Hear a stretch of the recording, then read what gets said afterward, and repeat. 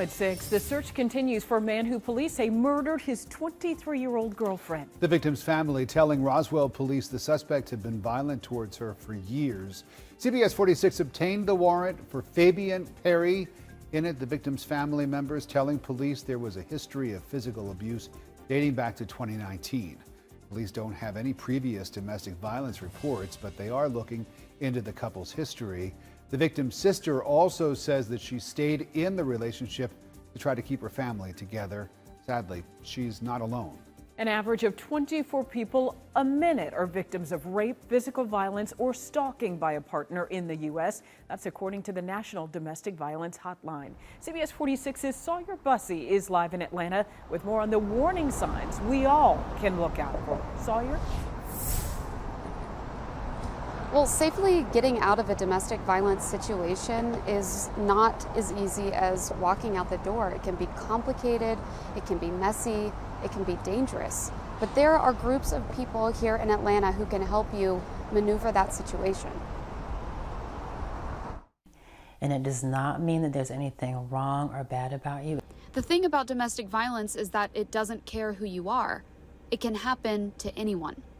The Women's Resource Center works to end domestic violence in homes. But until they accomplish their mission, they're here to walk beside survivors of domestic violence and their children as advocates. It's about power and control, and often survivors are in greater danger after they leave the relationship. There are lethality indicators that indicate how dangerous or lethal your relationship might become. At the top of that list is strangulation and choking. If it feels like the way that you're managing your choices are only about making sure that this person's not upset, that's something really to look at. If it feels like you're walking on eggshells. The Women's Resource Center works to create a judgment-free space where women can talk about the abuse they're experiencing and what the solution might look like. Safety planning, legal advocacy, support groups, individual advocacy, emergency shelter, children's programs, supervised visitation and exchange.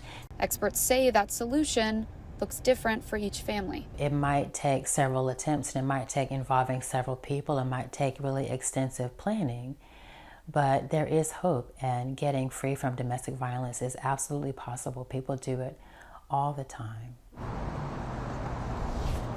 Now, the organization does have a 24/7 hotline. It's manned by people who know domestic violence, who are compassionate and non-judgmental. All that information is in this story on our CBS 46 app. Sawyer Bussey, CBS 46 News.